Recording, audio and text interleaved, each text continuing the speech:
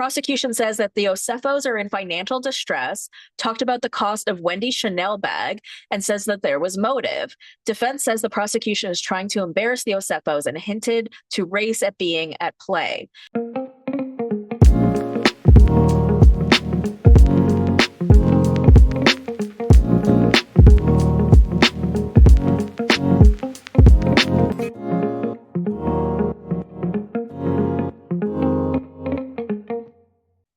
Bravo bosses, this is the Bravo Investigator Podcast. I am your host, Dana, and today on our Monday Reality Roundup, we are talking about 90 Day Fiance, The Real Housewives of Potomac, The Real Housewives of Atlanta, The Real Housewives of OC, Southern Charm, The Bachelorette, and The Real Housewives of Beverly Hills.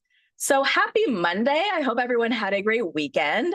This was sort of like the first weekend I've had ever where I wasn't recording for the podcast, right? Because when I was initially doing my show, I was recording it on Sundays to release on Mondays. And then when I started doing an episode twice a week, which was Monday, Saturday, I was recording the other episode on Saturday. So yeah, it's kind of crazy to be doing podcasting Monday to Friday when I'm used to be doing my full-time job Monday to Friday and then podcasting on the weekend. So I did have a real weekend, but that being said, I obviously had a million things to do, which I am still trying to do my UGC stuff, and I'm still applying for jobs in my field. So I'm updating my resume and I'm sending that kind of thing out over the weekend. So still extremely busy. But that being said, I just wanted to remind you guys of what the new schedule is for the show so that you have it. Mondays are like today, Reality Roundup, which is on video. It is on my new YouTube channel, which you can find in the show notes. I have linked it there. And then on Tuesdays, we are doing TLC Tuesday. I'm covering 90 Day Fiance Before the 90 Days, season 8, and it is so good so far. I'm really enjoying it. Wednesdays are for the Patreon babies. That is patreon.com/the Bravo Investigator Podcast. You get 4 extra podcast episodes a month for only $5. And right now we are covering Vanderpump Rules from the beginning, which is so fun. Season 1, it is so hilarious to see these people 12 years ago and to see how far they've come or lack thereof. So that's been a really good time. Join over on the Patreon if you can. Again, that's patreon.com/the Bravo Investigator Podcast. And then on Thursdays, I am covering The Real Housewives of Salt Lake City and the new Vanderpump Rules. And then on Fridays, I am covering The Real Housewives of Beverly Hills and Southern Charm. And I do apologize for not getting you guys an episode last Friday. I was just trying to take a little bit of a longer weekend, and I had some other things to do for my UGC stuff. And I'm also still applying for jobs in my field. So I'm applying for that, filling out applications for that, updating my resume for that. So I have still been crazy, extremely busy, but just wanted to remind you guys what the schedule is, what you can expect. And because I didn't end up getting you guys that Friday episode, when am I going to do that? Soon. I mean, this is the week of Christmas, which is crazy. So Merry Christmas to all who celebrate. I think that's wild that is happening this week. This whole month just flew by, which probably means we aren't getting new episodes of Beverly Hills or Southern Charm this week. So maybe I'll release something to you guys on Thursday or Friday to cover that. I won't be taking a day off because, I'm unemployed and not Christian. So there's really no point in doing that, but I will be releasing an episode of Be True Hollywood Story this week, which I am so excited about because it has been a while. And it's been a while because I've been doing a 4 or 5 day a week show for a while. So there hasn't really been time, plus my full-time job, obviously. But now there is time. And given the fact, like I said, there won't be new episodes of stuff this week or probably next week, I thought it was the perfect time. So I'm actually doing Kyle Cook, and I'm really doing it this time. I know I've told you guys in the past, I'm doing so-and-so, I'm doing so-and-so. This time I'm really doing it. I have been preparing for the last 3 days. I will continue to prepare. There's so much work to do. I kind of wasn't sure if he'd be a good one because he's never written a book. And there's so little that we know about his pre-Summer House life, which honestly has been really hard to find. But the stuff that I have found has been wild. So I'm really excited to get that out to you guys. It'll probably be the end of this week or the weekend, but that is going to be a really fun episode. So Merry Christmas to all for that one. But today we have a lot of topics, but it's not a lot of meaty stuff. It's just a lot of small things, but that's okay because again, I really like when we branch out of the Bravo sphere in terms of Reality Roundup for Mondays. I love when we're talking Teen Mom, 90 Day Fiance, all of the other stuff, because there is so much more in the reality TV world besides just Bravo. And we all watch it all, right? So I got to mention it all. I have to mention it all. So we'll start with 90 Day Fiance, which sort of works out perfectly considering now I am covering 90 Day Fiance on Tuesdays. There's always a lot of news in the 90 Day Fiance sphere, probably because there are so many of these people, probably because there are so many iterations of this show. So there are a lot of, what would you even call these people? Like 90 Day Lebs, 90 Day Lebs out there, and they're always fighting online. So there's always something going on. And I don't typically talk about it a lot because it'll be like something small, or it might be somebody in the 90 Day sphere that isn't super well known.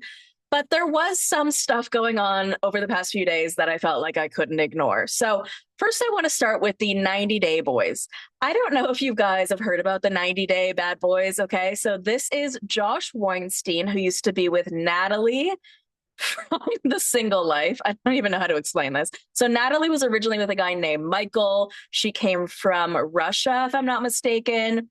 I believe they did end up getting married. I don't remember what iteration of the show they were originally on. I think it was probably just regular 90 Day Fiance. He brought her over here on the K1 visa. She ended up hating life here. They ended up getting divorced, but she tried to get back with him. But she has stayed within the 90 Day sphere for quite some time. And she was on The Single Life, and she met this guy, Josh, who was never really willing to be her boyfriend. But I also remember, like, in the news, like online, I was seeing way back at the time that that entire relationship was so incredibly fake, and that she basically was, I don't know if she was paying him, but she was faking a relationship with him to be on the show, and that all of these text messages were leaked between the two of them that he was leaking, saying, where she was saying like, hey, come on this show with me and pretend to be my boyfriend so I can be on this show. So that whole relationship always just seemed really like skeevy and weird.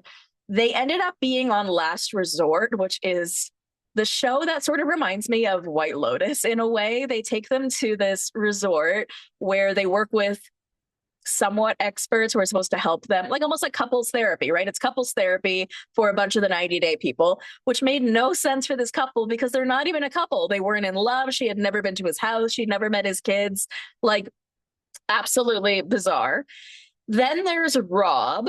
Rob was with Sophie, and that was also, I believe, 90 Day Fiance because she came from the UK. He didn't have a bathroom in his apartment. You had to go like outside and across the way, which sort of jump-started the demise of their relationship. They also ended up on Last Resort. Maybe that's how these guys met. I don't know. They probably all go to the same like events together, like how the Bravo Lebs do. So that's Rob. And then there is Jamal. So Jamal is the son of Kimbali, who used to be with Soulja Boy.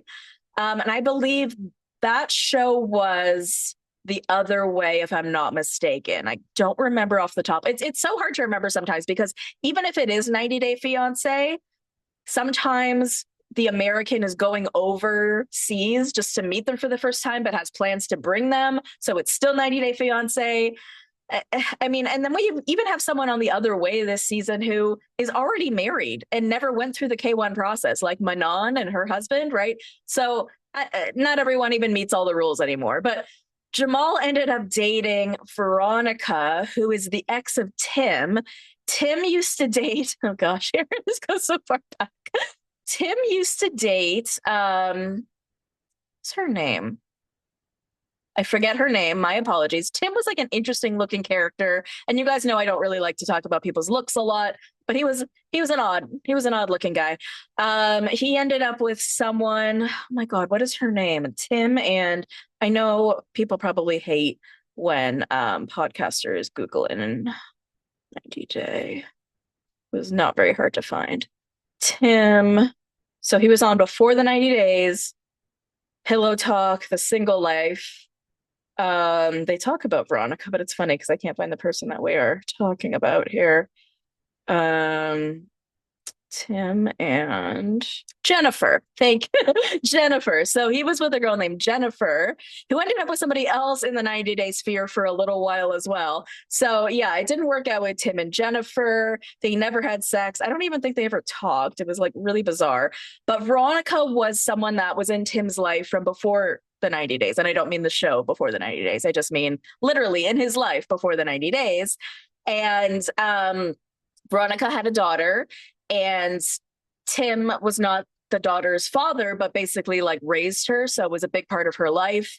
And so Jamal and Veronica ended up dating for a little bit as well. Veronica was recently in the news, and we talked about it last week on 90 Day Fiance with Amy Archer because she got in a domestic violence incident with her fiance. But because we talked about that last week, we're leaving it out of here. But just to explain who the 90 Day Bad Boys are, it is Rob, Josh, and Jamal. Okay. So I have seen this, but wasn't really quite sure what it was. I've seen these three guys online basically dancing around, playing music. It seems like some sort of like rap group of sorts. So there was something that popped up online that said that the much hyped 90 Day Bad Boy tour was canceled because hardly anyone bought tickets. And I commented being like, who would go to that? Right? Like literally who would go to that? These are like 90 Day Fiance stars are like the D-list version of even, I mean, Bravo Lebs aren't even like real celebrities. So the 90 Day people are even like a tier below that. And like I said, there's so many of them that it's hard. And there's some that are more famous than others where this is not the kind of thing that would garner a lot of attention, I don't really think. So then Josh Weinstein ended up responding to this post and wrote, no, the event is not canceled. The show is still happening as planned. And then he said, the show is still happening. This is false. So who, if you are going to this event, please let me know. I would love like a play-by-play. I'll even bring you on the pod. I'd be super curious to hear what this is like. I mean, listen, Shekinah and Sarper, who are from like another iteration of 90 Day Fiance. Sarper is doing comedy shows now. He is a comedian and people do go, right? It's probably all 90 Day Fiance fans, but I can't imagine that for those three in particular, people would be like super jazzed to meet them because they weren't really big in the sphere. Like Jamal, again, all of these people are sort of like exes of like iterations of this show, right? Like Josh may have been on The Single Life, but as Natalie's quote unquote boyfriend, and like Jamal may have been on some things as somebody else's partner, right? So I don't know if that really garners them a fan base. I could be wrong. Please let me know if you are going to the 90 Day Bad Boys event. Okay, now I want to talk to you guys about Jasmine and Matt. And I know we normally know Jasmine as Jasmine and Gino, but I'm going to start with a little bit of Jasmine lore just for those of you who maybe aren't big in the 90 Day Fiance sphere. But if you know anything about 90 Day Fiance, you probably know Jasmine and Gino. So Jasmine was originally from Colombia. She met Gino on some like sugar daddy website. She's not from Colombia. She is from Panama. My apologies. Jasmine is from Panama. She met him on some like sugar daddy website. Gino is sort of like a never nude when it comes to wearing a hat. He is bald, which is fine, but he's always wearing his hat, refuses to ever take it off. He and Jasmine, I think, were together for 5 years. It really feels like they've been together longer because they have been on so many different iterations of 90 Day Fiance. Like it's wild.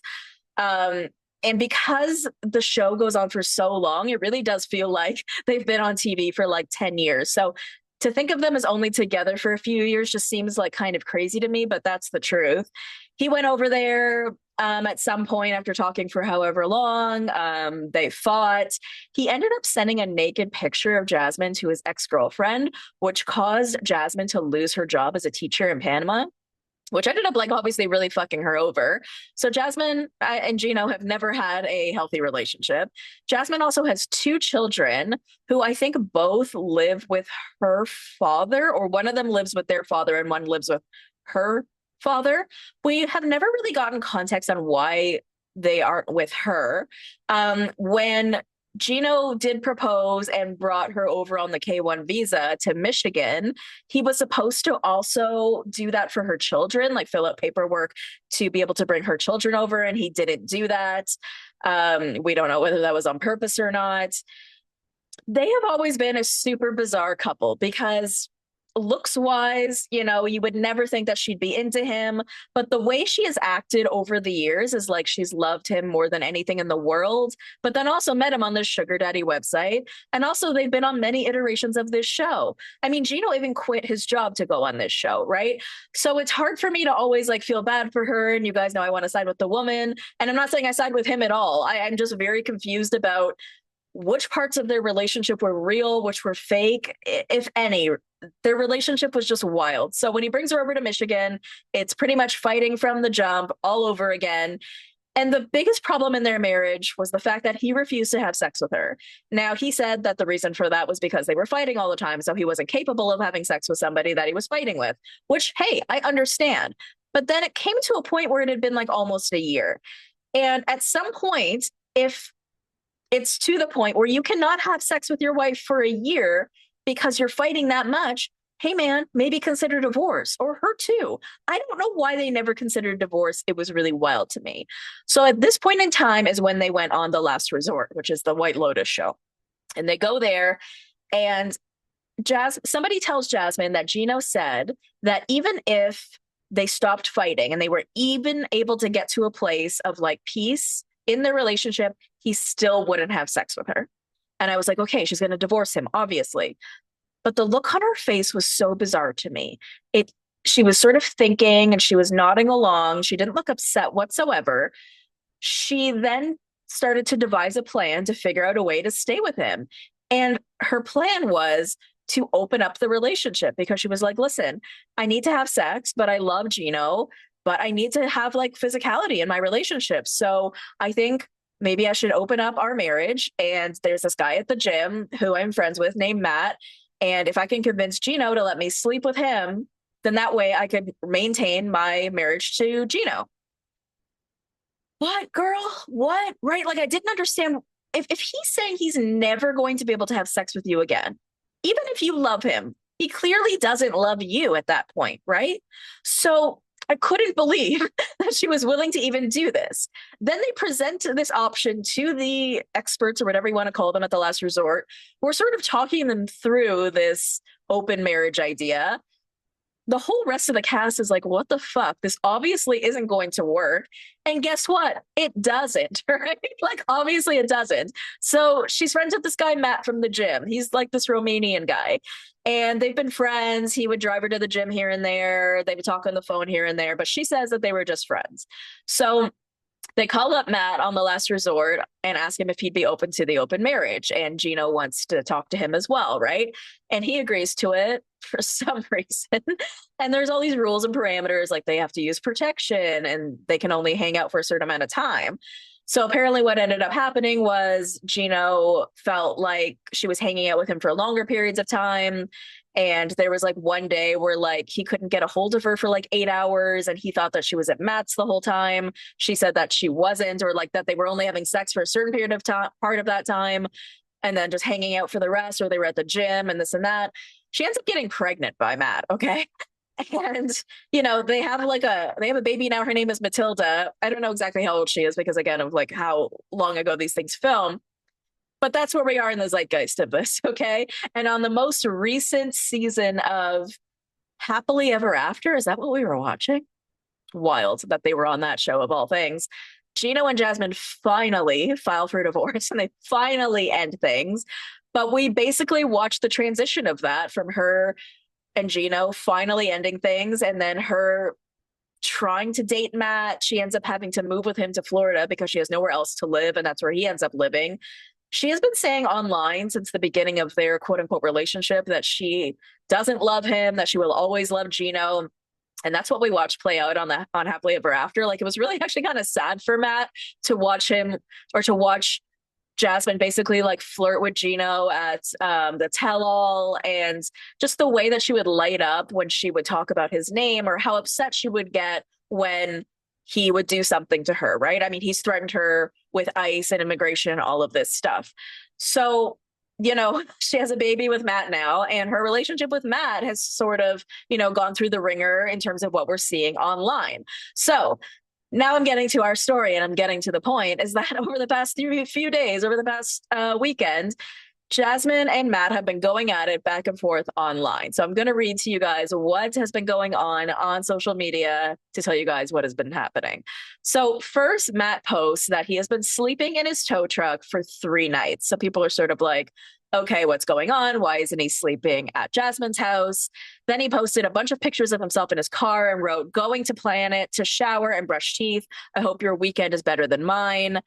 Then Jasmine made a post so that I guess to explain why he's making these posts or where it's coming from. And she wrote, I asked Matt to send me a screenshot of how my Amazon storefront looked like, and it caused such a huge argument. When I saw the delivery to Elizabeth, I thought it was that he's delivering things to the girl he cheated on me with, Romanian Elizabeth. Okay, just to clarify something. So we found out on the tell-all for Happily Ever After that apparently when Jasmine and Matt met, he was sleeping with this girl named Elizabeth, who's Romanian, who apparently his mother likes. And then there may have been a tad bit of crossover because Jasmine was like, I want to make sure you're not sleeping with anyone else while you and I are sleeping together while I'm in my open marriage, because of course, right? But I guess there may have been like a day or two of crossover with Romanian Elizabeth. So that's who that is. And then she wrote, I didn't even let him explain things, and now he's not home. Then I vented with my bestie, and she told me it means the name of the city we were at, not an actual person. Oh, God. Oh, my God. That's so bad. And then she wrote, baby, if you're seeing this, I'm sorry, but it's your fault. I don't trust you. I already unblocked you if you want to talk. Wait, okay. Baby, if you're seeing this, I'm sorry, but it's your fault. I don't trust you. I mean, if you see the way Happily Ever After ended, she had posted something online like, nobody's going to think he's so amazing and so great when they find out what he said, right? And what he did. And the way he acted at Happily Ever After was wild. Not the Romania Elizabeth part, because that's just stupid, but like he started getting in his head thinking that Jasmine slept with one of her exes and was thinking that like the baby wasn't his. Like, guys, the baby Matilda looks identical to Matt, which is wild because he's just like a white blonde man, and Jasmine has a lot more distinctive features, and usually it's the dominant genes that pass down. But like this baby looks exactly like Matt, and he was saying all of these awful things like, can you imagine if the baby's not mine, like how embarrassing it would be, like, oh, but like I would be able to at least get out of this mess, right? And it sounded sort of awful, like it's almost like he was hoping the baby wasn't his. It was really kind of fucked up. So if that's probably what she means by like, it's your fault, I don't trust you. But again, Jasmine is no angel either, sweetheart. So it's just so hard to like ever fully side with her because she does pick fights and she does start arguments for no reason. So this goes on. So then Jasmine posts a picture of herself and writes, day one being a single mom again. Matt hasn't returned home, smiling through pain. Then she posts something else. The next day, it's a picture of him, and she writes, day two of being a single mom. I miss him. I know I overreacted, but no one is perfect. I told him to leave forever, but I didn't mean it. Then she posts another picture of him where he's wearing a t-shirt that says awesome like my daughter. And she wrote, baby, if you're reading this, Tildy broke the microwave and we need you to come back home and repair it. Please pick up your phone. Then she posted a picture of the two of them, and it's where her head is shaved because he shaved her head for her recently. So she wrote the caption, who's going to shave my head now? And then someone had noticed that in one of the pictures that she had posted that they saw Matt in the background of the picture. And then they posted that and they said, hey, there's Matt in the background. So this person who was posting this series of screenshots to sort of show what was going on in the 90 Day Fiance sphere, who is, according to Amber One, I just want to shout out this account, according to Amber One, because she's the one who posted this all out. She wrote, in my last post, I discussed how Jasmine had kicked Matt out 3 days ago due to a misunderstanding over her Amazon registry. Some eagle-eyed viewer noticed that Matt was in the background of one of the recent videos. And then Matt made a post asking if he should clip his daughter's bangs or not. And a lot of people said it sounded like it was Jasmine posting, not Matt. So that is something to think about. Because, yeah, there's another post by Matt saying, obviously, I'm not home right now, but do you guys think I should trim Tilda's bangs or leave them alone? They're getting in her eyes, but she doesn't like hairpins either. I also worry she will grab those hair clips and try to swallow them. I don't want to mess up her hair either. And he posts a picture of her. But that's the thing. That's what I'm saying about like when it comes to Jasmine and Matt and Gino, right? Like sometimes they'll be posting like these insane things online about how much they hate each other. And then the next day that they're together and that they're in love, right? So I don't know what's fake and like what's real. It's very confusing. Okay. And then Matt released a video and I'm going to play that super quickly. Like I was literally tracking the trajectory of this all fucking weekend long. It's wild. Okay, I'm just gonna play this video of Matt. I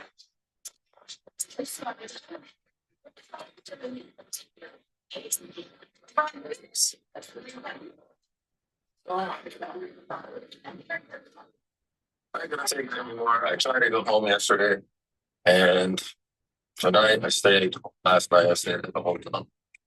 So whatever. I try to go home. I try to get along with Jazz, but it just doesn't work out. I don't know. When she's in a mood, there's no she's not getting over it. So whatever. Another day.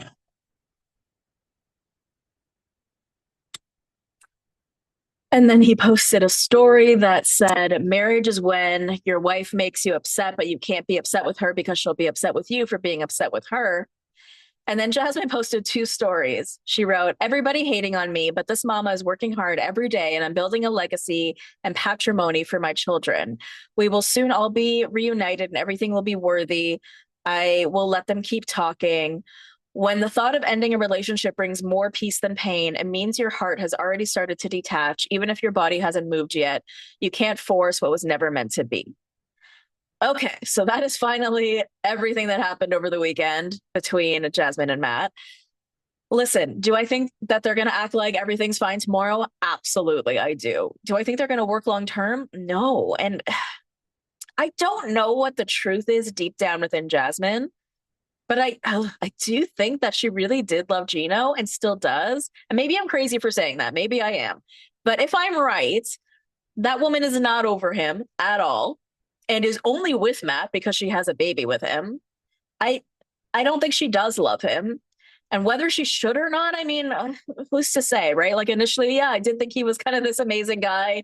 He's kind of proven to be kind of like, honestly, an idiot, what we've watched of him in the past season. And he said some really like awful things about like the parentage of his own child, right? The paternity of his child. So I don't know how much of a great guy he is, but regardless, you know, you do have Jasmine always out there trying to get people to feel bad for her. She's like, I'm an immigrant. I can't leave. If I leave with my daughter, I'm going to be deported. And if I do this, I can't, I'm miserable. And it's like, but I don't really know the full truth, right? I don't know her full citizenship story. I've also heard rumors that she has been able to go back to Panama all the time to see her other kids.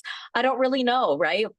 That's the thing with these 90-day people. A lot of it is so incredibly fake, which I love, right? Because you guys know I love to treat reality TV like it's very true and very real so that I can like be the most invested in it. But when it comes to 90 Day, I never know what's really real. And I never know if I ever will. That's the thing, too. All right. So that was a lot on that front.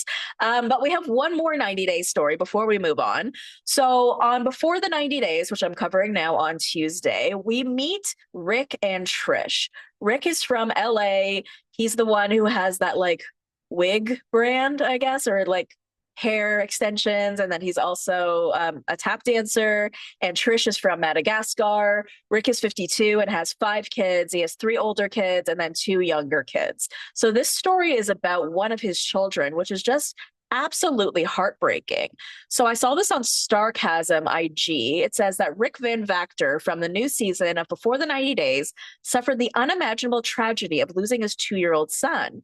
Pharaoh Van Vactor was murdered by his mother's boyfriend in 2013. His mother's boyfriend. Wow. The boyfriend was found guilty and is currently still in prison in California.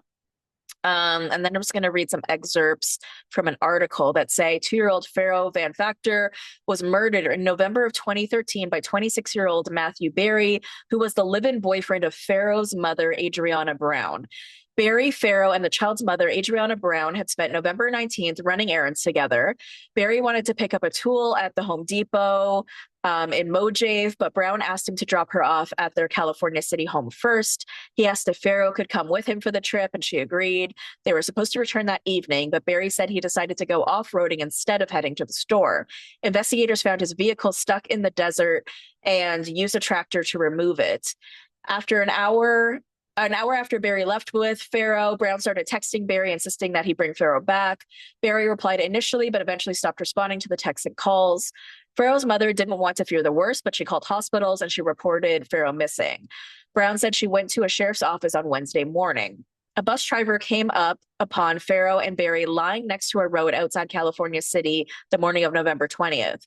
The driver realized the child was dead after the two boarded the bus, and he alerted authorities.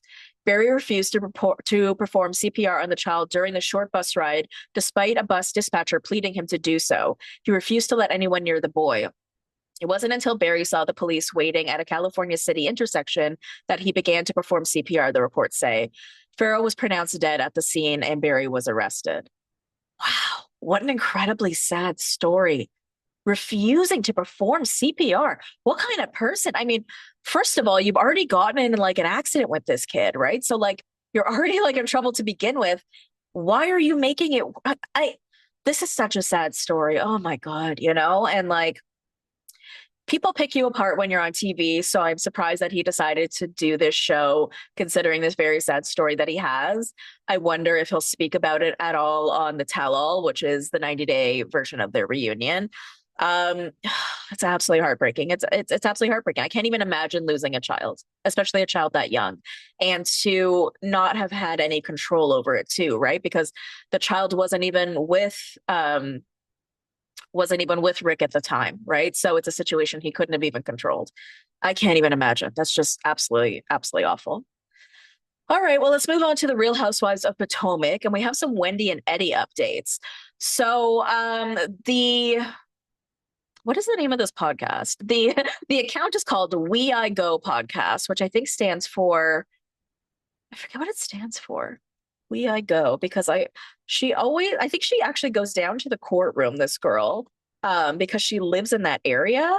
What else is going on podcast? Okay, so this is Taria Fajan, and her Instagram is We I Go Podcast, but it stands for What Else Is Going On Podcast. So yeah, she was actually down there at the courthouse this past week when Eddie and Wendy were there. So she actually was able to get some like boots on the ground and get some actual real updates. So this is what she actually posted to Twitter. She said that prosecution says that the Osefos are in financial distress, talked about the cost of Wendy's Chanel bag, and says that there was motive. Defense says the prosecution is trying to embarrass the Osefos and hinted to race at being at play. Now, I have been hearing that, right? I've been hearing that the Osefos were not as rich as they were purporting themselves out to be, despite how much these housewives try to dress a certain way or come off a certain way in terms of like the surgeries that they've had or whatever. A lot of times they're like sort of faking it until they make it. And it's possible that like Wendy was not as rich as we thought she was.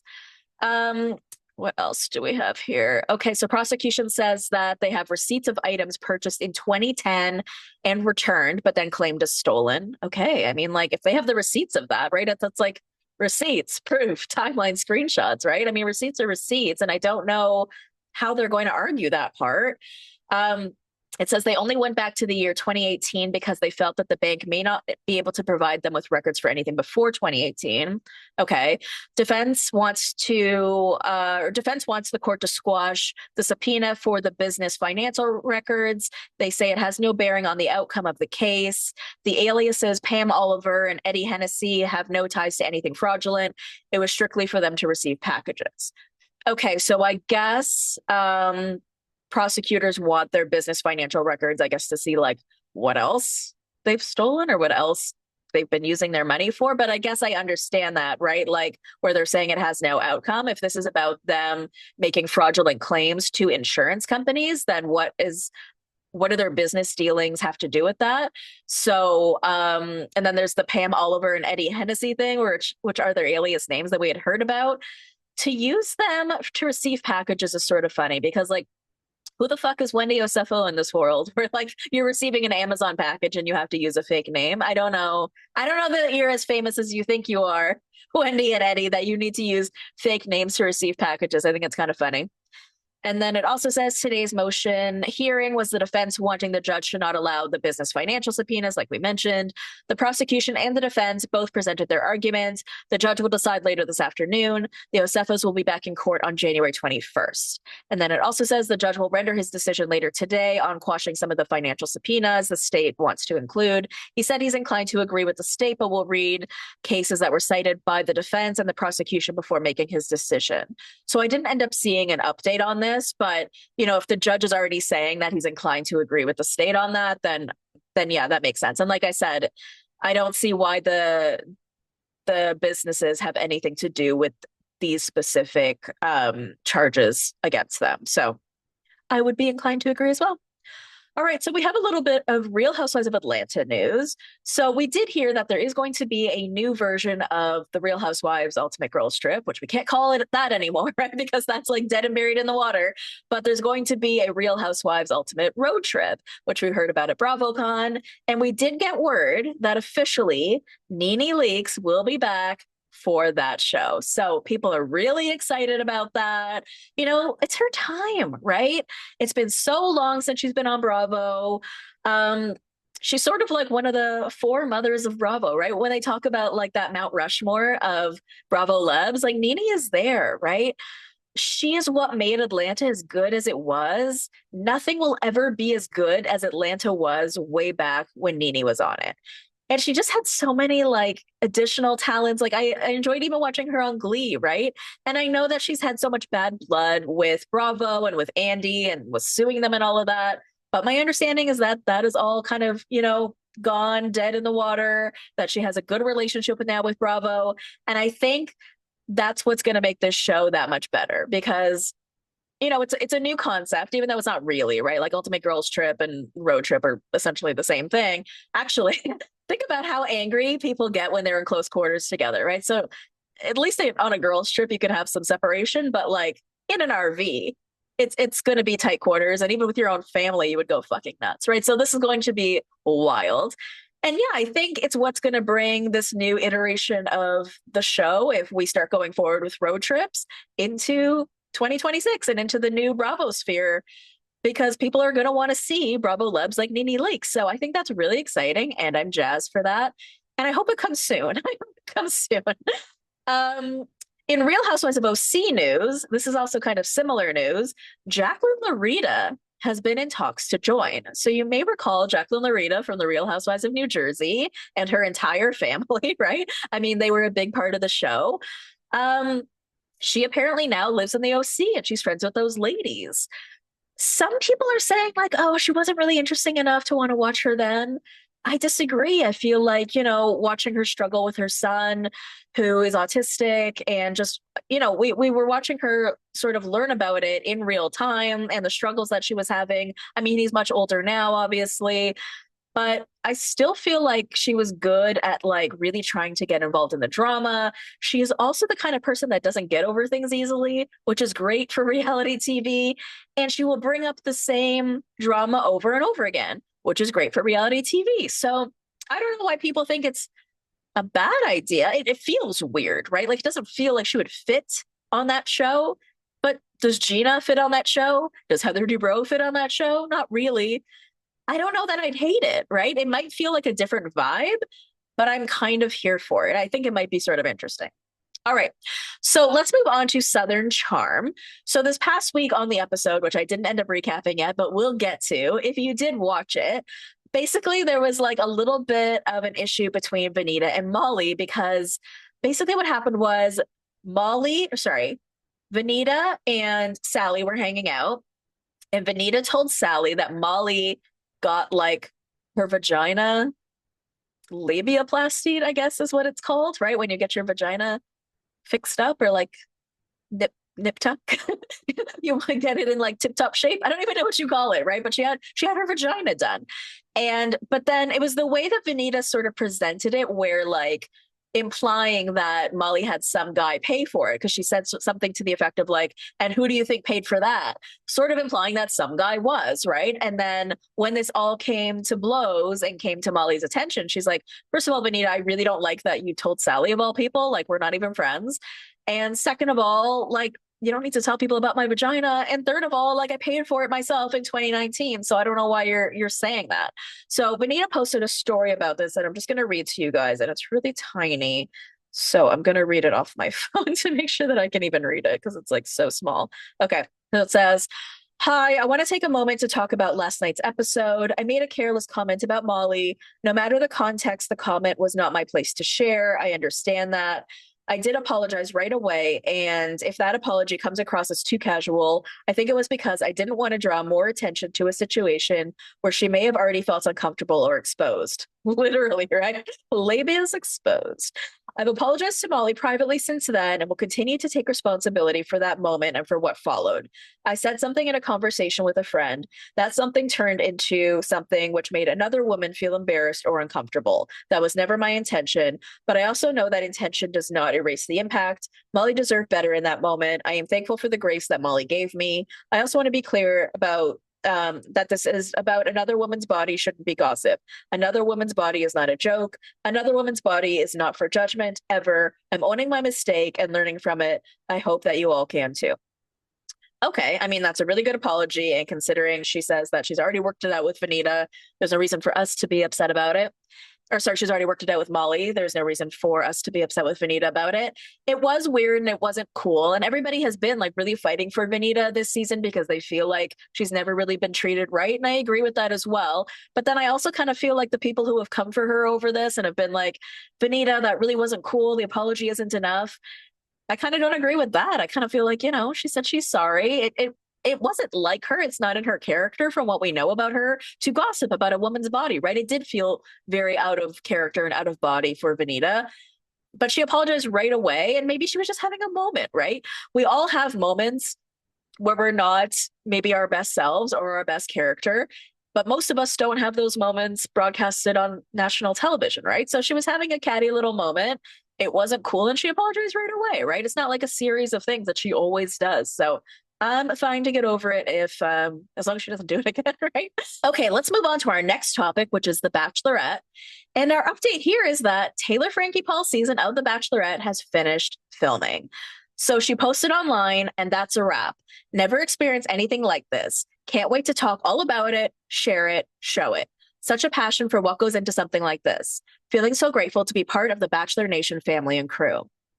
Okay, so it's coming soon, right? I mean, listen, when I heard that Taylor Frankie Paul was going to be the Bachelorette, I was like, oh, that sounds chaotic, right? In like a good way, in the way where I was intrigued to watch because listen, Bachelor Nation has been bad for a while, okay? I used to be really into it all the way from the beginning, but it's been years since I've been interested. And the show, its ratings aren't great. But you know whose ratings are great? The Secret Lives of Mormon Wives and everything that they do, right? So it was a great business decision. And do I want Taylor Frankie Paul to find love? Absolutely. She is super deserving. But I feel like she still has some work to do on herself. And like we all do, right? Like I do too. I just don't really feel like she's actually in a place in life where she's ready to settle down and make a decision about a life partner / someone who is going to be a part of her children's lives too. And I think that that's okay. And I think that instead what we're going to end up seeing is a season of chaos, right? Because she is a chaos agent. Again, in a good way, in the way that we're going to be able to want to watch it. She does bring a lot of petty drama and a lot of petty fighting because that's what she's used to doing on The Secret Lives of Mormon Wives. So I could see this season having a lot of drama and a lot of pettiness to it, right? Which is what we do look for in reality TV. But I don't think that she's going to find her husband at the end of this. And if she does get proposed to on like the last day, I am sure that they are broken up by now. And what I mean by now is given the fact that like they finished filming like a week ago. So if she did get proposed to, it's over by now. And by the time that they actually release this footage to us, she will be have broken up with this person. Will it bring the Bachelor franchise back into like this century and make us start watching it again? Probably not, right? Unless they keep bringing on bachelorettes that are like super fiery and interesting, which they should. But I think I'm still interested to watch. I just feel like it's going to be like a car wreck, but the kind where I can't look away. So yeah, that should be happening soon. And our last topic of the day is the Real Housewives of Beverly Hills. And we're just going to do a very quick Aaron Pfeiffer's and Denise Richards update, right? Because as we know, their divorce continues to be super contentious. So there was this article that came out recently where Aaron Pfeiffer's compared Denise Richards to Rob Reiner's son, Nick, the one who's being accused of murdering his parents, as their divorce battle rages on. So I'm going to play this clip of Aaron speaking to TMZ about this. This guy, man, this guy.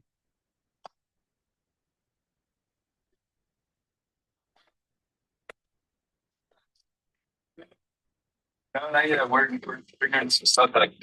What do you think the next steps are? Well, it's not guilty, and they're gonna win this thing and walk away from it. That's what I know.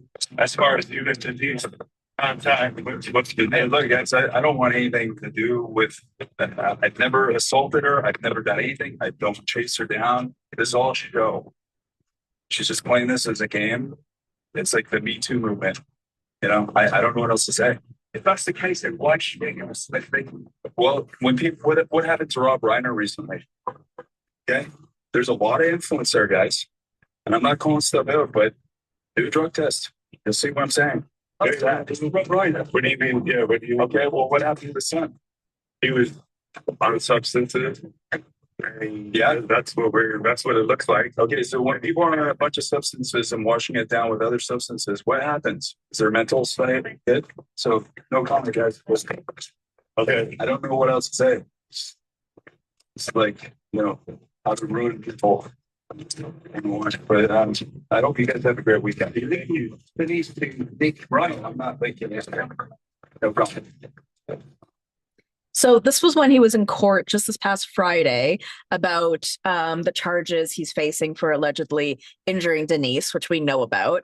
And he's basically saying that, like, people do bad things when they're on drugs and combining them with other drugs. And he's saying, like, look what happened to Nick Reiner. He was on drugs and look what he did. So he's basically saying, well, he's flat out said, like, drug test Denise, right? This guy is just trying to ruin her character left, right, and center. But the way that he does it with, like, this victim mentality, not even this one specifically, but one of these other times when he was talking to TMZ and he was just like, my message to Denise is just like, stop hurting people. You're just causing harm. You hurt people, right? Like the way he victimizes himself and the whole thing he did with Us Weekly, where he had them come through the house to show the way that Denise was living when she hadn't been living there, right? He's trying to show her in this bad light, but he doesn't have any real proof of it. And when he tries to speak to these media outlets, he always does it in like this pouty baby sort of way, like, Denise is mean to me and I didn't do anything and she really hurt me. And you guys got to look into her, right? And it never works. And it also just feels so out of character. Not that we know him well, right? But the way he's always acted has been very in a know-it-all way, not in a victim sort of way. So the way that he is portraying himself in this divorce, the way he's coming off in this divorce is a weird flex, right? You trying to play the victim in this divorce, and he's trying to act like she beat him too, like in this weird, like that's just the way he's been acting in this divorce. Like, oh no, big bad Denise is trying to hurt me. It's not a flex, man, and it's not coming off the way you think it is. Not once, not once. I'm surprised no one has told him to shut the fuck up and stop talking to the media, because every time he does, he looks like a dumbass. He truly does. Okay, guys, that's the end of the show. I hope that you enjoyed it. Join me tomorrow for TLC Tuesday. And until then, follow me on TikTok, Instagram, and Threads at The Bravo Investigator. I also started a Facebook group, so you can join there. It's the Bravo Investigator Facebook group. It's linked in the show notes. And if you can join the Patreon, I would love for you to do that. It's patreon.com/The Bravo Investigator Podcast. And I love you, BBs. I will see you tomorrow. Thank you for listening to the Bravo Investigator Podcast. For more content, head over to patreon.com/The Bravo Investigator Podcast. Follow me on Instagram, TikTok, and Threads at The Bravo Investigator. If you enjoyed the show, leave a 5-star review. Love you, BBs. See you next time.